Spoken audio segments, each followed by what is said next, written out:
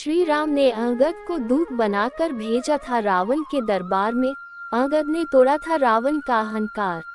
हमारे सामने जब भी कोई अहंकारी व्यक्ति आ जाए तो उसका सामना कैसे करना चाहिए, ये बात हम बाली पुत्र अंगद से सीख सकते हैं।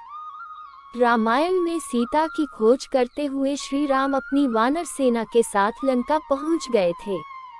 श्री राम रावण से युद्ध टालना चाहते थे, इसके लिए उन्होंने एक अंतिम प्रयास और किया।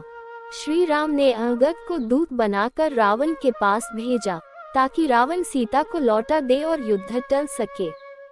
लंका दरबार में अंगद ही पहुंचा तो एक वानर को देखकर रावण ने कहा कि तू कौन है। अंगद ने अपना नाम बताया और कहा कि मेरे पिता का नाम बाली है। क्या आपको याद है कि आप मेरे पिता से मिल चुके हैं? बाली का नाम सुनते ही रावण के हाव भाव बदल गए। उसने बात करने का अंदाज बदला और कहा कि हाँ, मुझे याद है, एक बाली नाम का वानर था। रावण के हाव भाव देखकर और उसकी बात सुनकर अंगद हैरान था। अंगद ने सोचा कि जिसे मेरे पिता बाली ने 6 महीनों तक अपनी बाह में दबाए रखा था, वह रावण बाली इतने सामान्य ढंग से याद कर रहा है। दरअसल रावण अहंकारी था और वह खुद को ही सर्वश्रेष्ठ और सबसे शक्तिशाली मानता था और दूसरों को जताता भी था।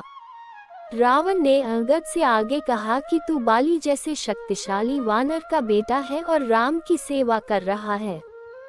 रावण ढोंग कर रहा था और झूठ पर बोल रहा था।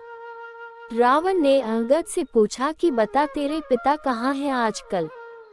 रावण जानता था कि राम ने बाली का वध कर दिया है, फिर भी वह ढोंग कर रहा था।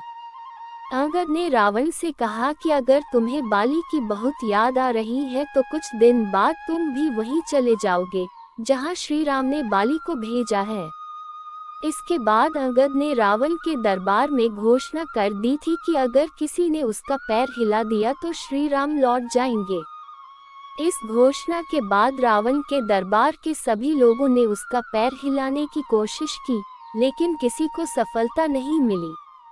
रावण विद्वान और विश्व विजेता था, लेकिन अहंकार की वजह से रावण नाटक कर रहा था, जैसे वह बाली को ठीक से नहीं जानता है।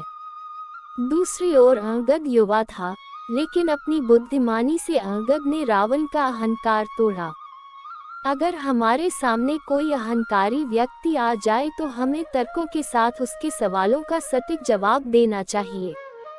जब हम तर्कों के साथ सटीक जवाब देते हैं तो अहंकारी व्यक्ति हमारे सामने कुछ बोल नहीं पाता है।